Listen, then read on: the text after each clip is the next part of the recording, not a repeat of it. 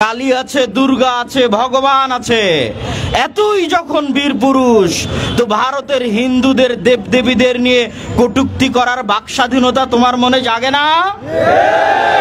এই কাপুরুষ, এতই যখন বাক স্বাধীনতার দরকার, তো হিন্দুদের দেবদেবী নিয়ে কটূক্তি করার সাহস কেন দেখাস না?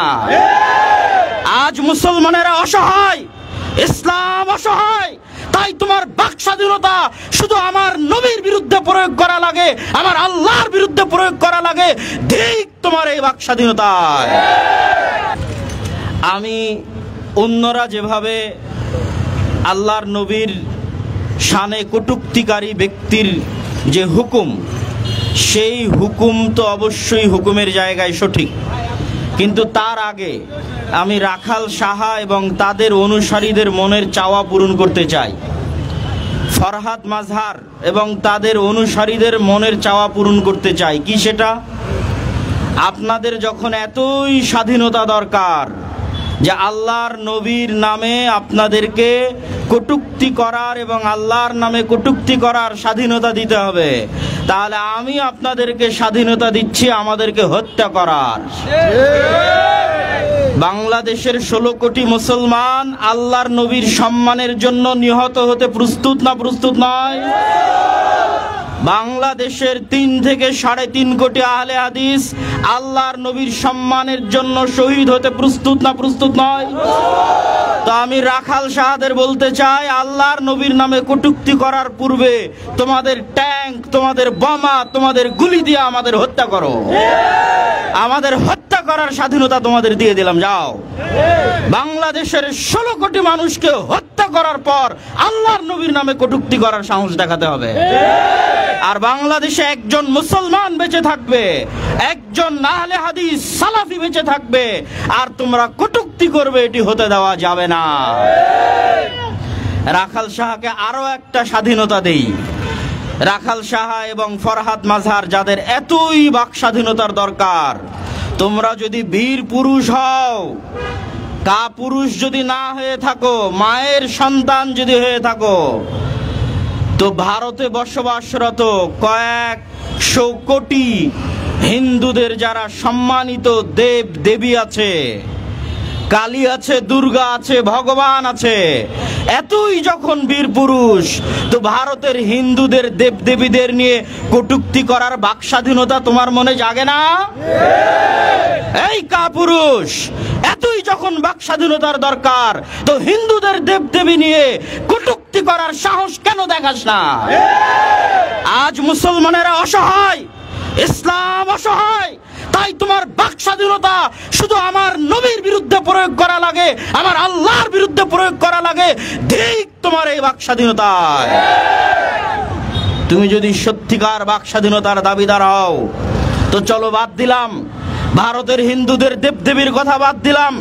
তোমার কলমের স্বাধীনতা আমি আব্দুল্লাহ বিন আব্দুর রাজ্জাক দিচ্ছি, ফরহাদ মাজহারের কলমের স্বাধীনতা আর রাখাল সাহার কলমের স্বাধীনতা। সাহস থাকলে নরেন্দ্র মোদীর বিরুদ্ধে এরকম কটূক্তি করো দেখি। সাহস থাকলে ডক্টর ইউনূসের বিরুদ্ধে এরকম কটূক্তি করো দেখি।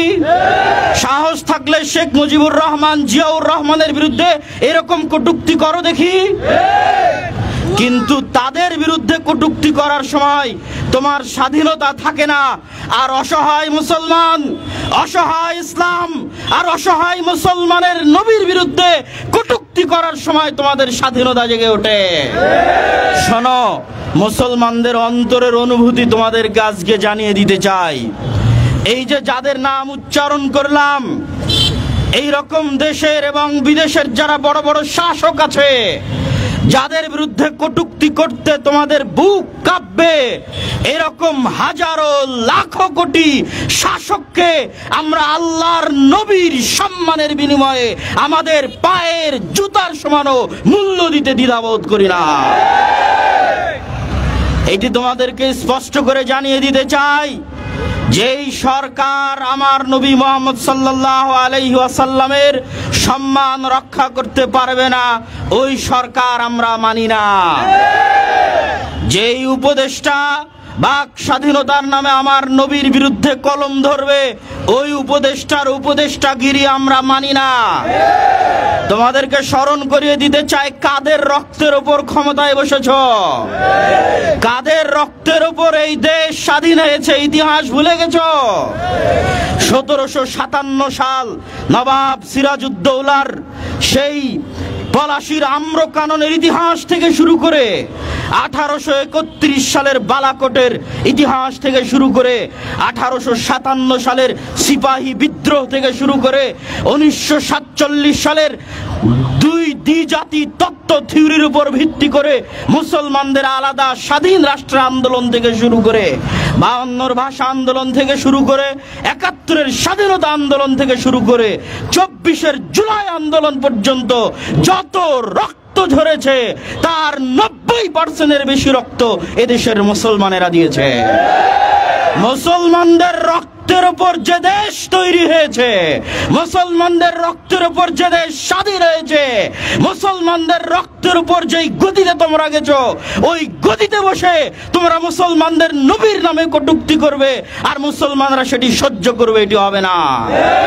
অতএব সাবধান করে দিতে চাই, বরং আরো স্পষ্ট করে বলতে চাই যে জুলাই বিপ্লবের সময় লাশের সারি দেখা গেছে।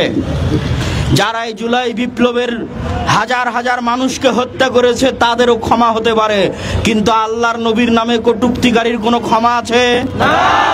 কেন ক্ষমা নাই তাকে জানেন? এই জন্য ক্ষমা নাই যা যিনি ক্ষমা করবে উনি তো দুনিয়াতে নাই। ক্ষমা করবে কে? মুহাম্মদ সাল্লাল্লাহু আলাইহি ওয়াসাল্লাম। তো তুমি কটূক্তি করেছো আল্লাহর নবীর নামে, আল্লাহর নবী দুনিয়াতে জীবিত আছে? তো ক্ষমার কোনো রাস্তা আছে? ক্ষমার কোনো রাস্তা নাই। অতএব তোমরা জুলাই বিপ্লবের সময় যেমন লাশের সারি দেখেছো, বাংলাদেশের 16 কোটি মানুষ আর 3 থেকে 3.5 কোটি আহলে হাদিস তারা আল্লাহর নবীর সম্মানের জন্য, ইজ্জতের জন্য ওই রকম লাশ নিহত হয়ে যাবে, তবু আল্লাহর নবীর সম্মানকে রক্ষা করেই ছাড়বে ইনশাআল্লাহ। আজকে বক্তব্যের শেষের দিকে এসে গাজী ইলমুদ্দিন রাহিমাহুল্লাহর একটি সংক্ষিপ্ত ঘটনা বলে আমার বক্তব্য শেষ করব। গাজী ইলমুদ্দিন ভারত উপমহাদেশের একজন বৃহৎ সম্মানিত ব্যক্তি, যিনি রাজপাল যে রঙ্গিলা রাসূলের লেখক ছিল, সেই রঙ্গিলা রাসূলের লেখককে হত্যা করেছিল।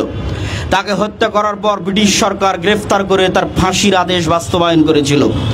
যখন ইলমুদ্দিনের ফাঁসির আদেশ দেওয়া হয়, তখন ইলমুদ্দিনের পক্ষে মামলা লড়ার জন্য কায়েদে আজম মোহাম্মদ আলী জিন্নাহ তিনি উকিল হিসেবে সেই মামলার দায়িত্ব গ্রহণ করেন। আর ফাঁসি বাস্তবায়ন হওয়ার পর তার লাশের জানাজা করতে দেওয়া হয়নি, মাটিতে দাফন করে দেওয়া হয়েছিল।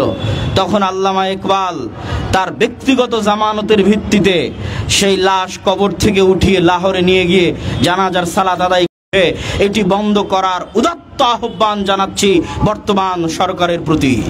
এবং মুসলমানদের রক্তের উপর বসে আপনারা ক্ষমতায় আছেন, আপনাদেরকে এই সংবিধানে অবশ্যই যেমন ইসলামকে মূলনীতি করতে হবে, ঠিক তেমনি রাসূল সাল্লাল্লাহু আলাইহি ওয়াসাল্লামের নামে কটূক্তি করা হলে সেই কটূক্তির একমাত্র শাস্তি মৃত্যুদণ্ড নির্ধারণ করতে হবে। ব্লাসফেমি আইন বাংলাদেশে বাস্তবায়ন করতে হবে। সম্মানিত উপস্থিতি, বক্তব্যের শেষে দুটি কবিতা আজমায়েঙ্গে, তোমরা গুলি চালাবা, বম মারবা, আর আমরা নিহত হতে থাকবো, জীবন দিতে থাকবো, আমাদের কলিজার পরীক্ষা আমরা নিয়েই ছাড়বো ইনশাআল্লাহ। আল্লামা ইকবালের আরেকটি কবিতায় তিনি বলেন, काफिर है तो शमशीर पे करता है भरोसा, मुमिन है तो बेतेग भी लड़ता है सिपाही। বলছে কাফেরদের ভরসা কি? পারমাণবিক বম, তরবারি, অস্ত্র, যুদ্ধ, প্রশিক্ষণ, অনেক কিছু কাফেরদের ভরসা। আমরা নিরস্ত্র মুমিন, আমাদের একমাত্র ভরসা আমাদের নিজেদের ঈমানের উপর। আমরা আমাদের ঈমানের জন্য জীবন দিতে প্রস্তুত আছি না নাই? প্রস্তুত আছি। কি মোহাম্মদ সে ওয়াফা তুনে তো হাম তেরে হ্যাঁ, এ দুনিয়া क्या चीज है লৌহ কলম তেরে হ্যাঁ। যারা মোহাম্মদ সাল্লাল্লাহু আলাইহি সাল্লামের পক্ষে থাকবে আমরা তাদের পক্ষে, আর যারা মোহাম্মদ সাল্লাল্লাহু আলাইহি সাল্লামের পক্ষে থাকবে না আমরা তাদের পক্ষে নাই, সে যতই শক্তিশালী হোক না কেন। ওয়া আখির দাওয়ানা আলহামদুলিল্লাহি রাব্বিল আলামিন। আসসালামু আলাইকুম ওয়া রাহমাতুল্লাহি ওয়া বারাকাতুহু।